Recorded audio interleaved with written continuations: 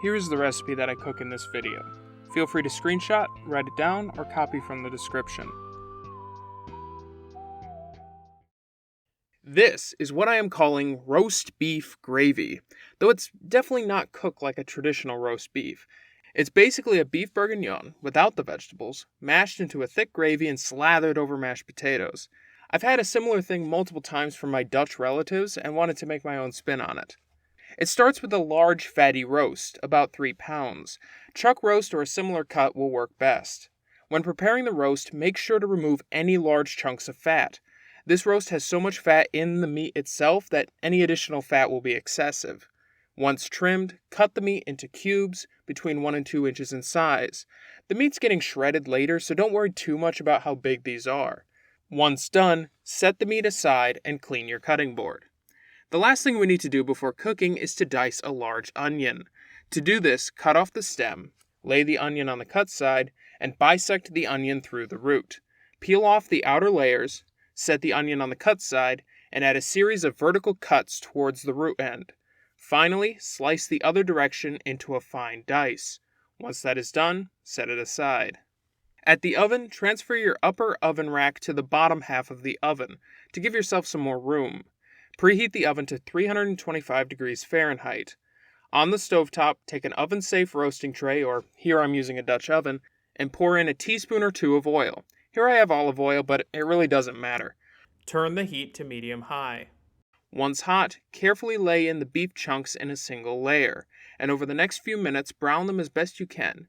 It doesn't have to be perfect, so don't worry about browning all sides. We're just trying to get some extra roasted flavor in the pot. Once they're mostly browned, either remove the beef from the pan or, if you're lazy like me, you can just kind of pile the beef to the side and in the remaining area, pour in your diced onion. To this we are going to add some tomato paste, about 1 tablespoon per pound of beef. I have 3 pounds, so 3 tablespoons.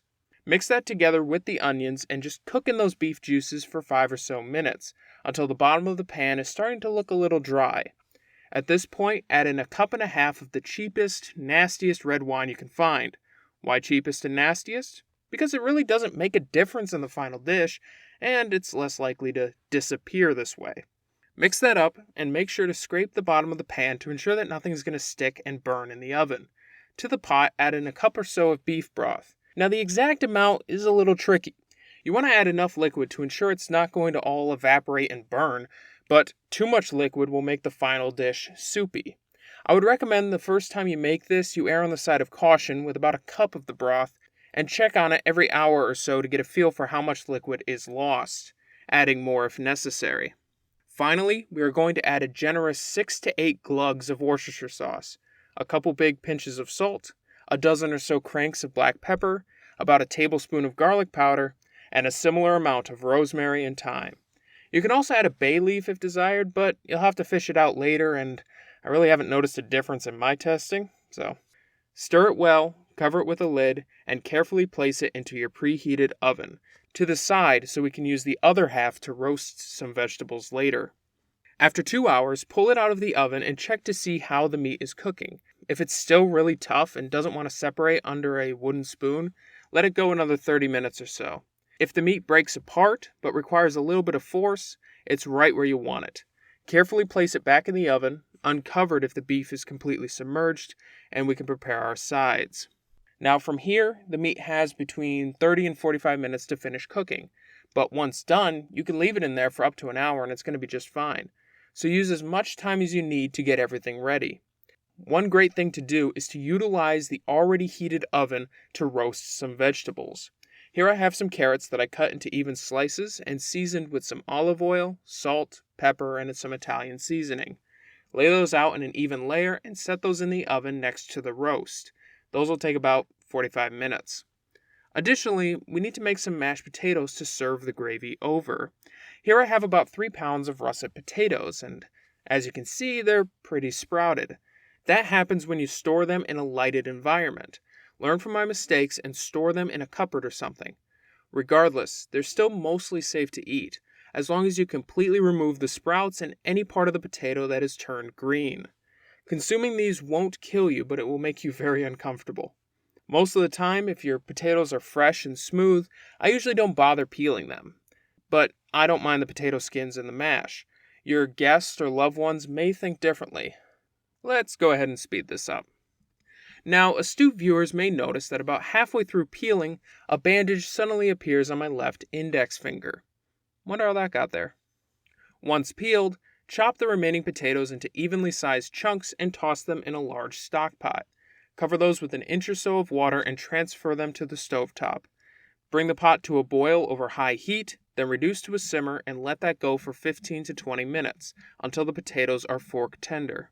Drain the potatoes and, while they're steaming hot, add 4 tablespoons of butter and about a cup of milk. Mash that into your desired consistency. Now, this is way less butter than I would normally use, and I'm using 2% milk where I would normally use whole milk.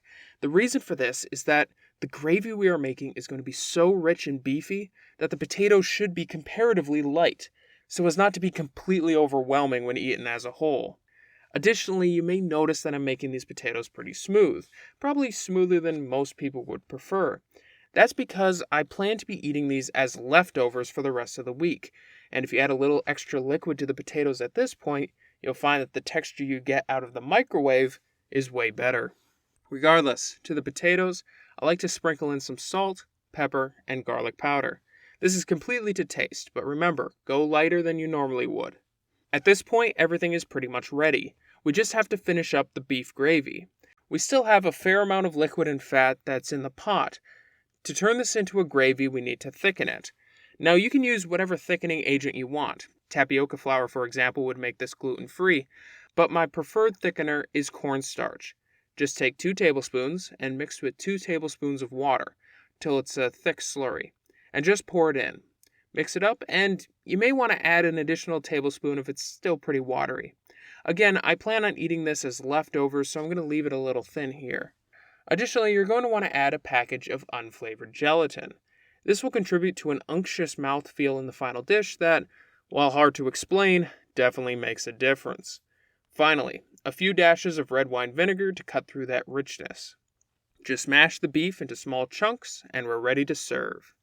Just lay down a bed of those pillowy mashed potatoes, ladle on a generous helping of the roast beef gravy, and give yourself a couple of those carrots so you can tell yourself it's a healthy and balanced meal. Now that is just incredible. The beef is indescribably tender, just popping with meaty flavor in every bite. The potatoes are not too rich and are the perfect complement to the gravy, and the carrots are good too. And thank you for watching. The channel has grown significantly in this past month, and I want to thank everyone who commented, liked the videos, and subscribed to get us to where we are. We're coming up on 100 subscribers, and to celebrate, I've got something a little different coming in a few weeks. Stay tuned, and again, thank you.